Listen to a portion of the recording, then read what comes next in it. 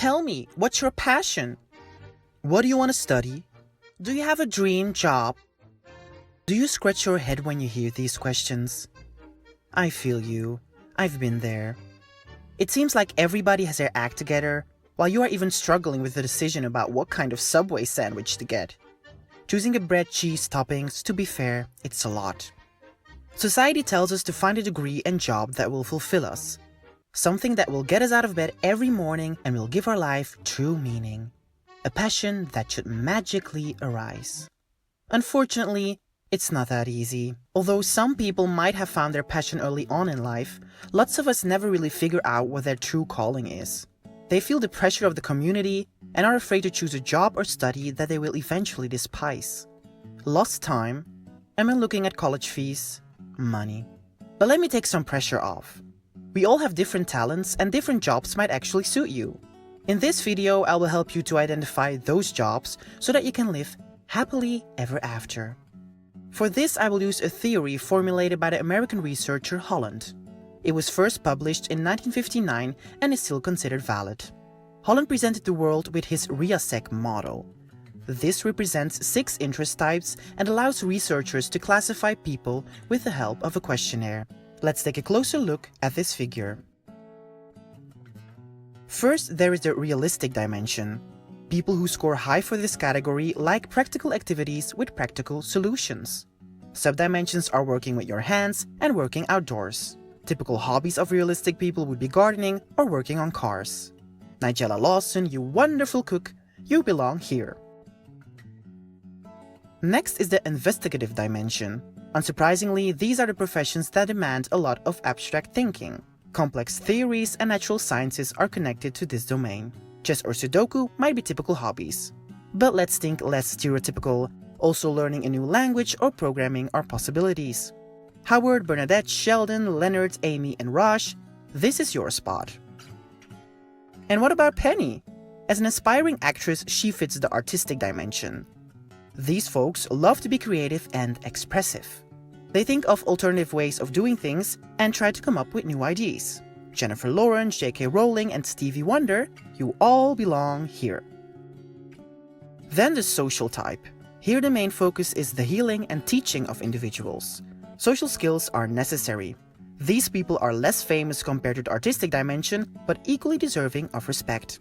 Jennifer Lawrence will never treat you when you almost die. Unfortunately.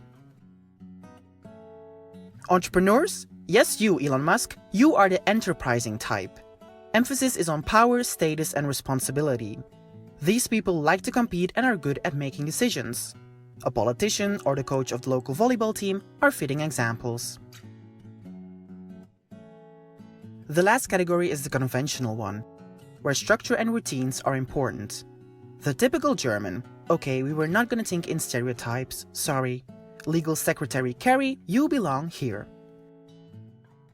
These dimensions are linked to personality. To give an example, the social dimension is linked to a more extroverted personality, while artistic types define themselves by being more open to experiences. Jennifer Lawrence taking that 120-year trip in Passengers, that's what I call thinking out of the box. Okay, but how do I know where I fit? Well, after you filled in a questionnaire, you will receive a code. This code represents your interest type. Around 720 combinations are possible. Somebody can have a high score on just one dimension, while another person can score equally high on different aspects. Those people might be content with different professions. The stress of deciding though. But most of the time you will receive 2 or 3 letters. Still following? Let me give you an example. I have the code SA, Social and Artistic. I studied psychology, which belongs to the S field. And I also briefly studied acting, which would be the A code. Makes sense, doesn't it? Holland also argued that letters that are closer to each other in the figure are more linked than those which are not that close. So, an artistic type will be more likely to have an interest in a social than in a conventional job. It's not surprising that Jennifer Lawrence planned to become a nurse if her acting career failed. However, in practice this principle is less evident.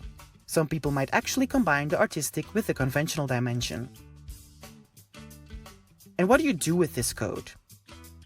Well, Every job and degree also has a RIASEC code. The goal is to match your interest code to a job or study field. If there was a secret code to happiness in your professional life, then this would be the one. A good match could even result in being more productive and having a more stable career. If you're interested in your code, I put a link under this video to some online questionnaires. There's also information about the code of different jobs and studies.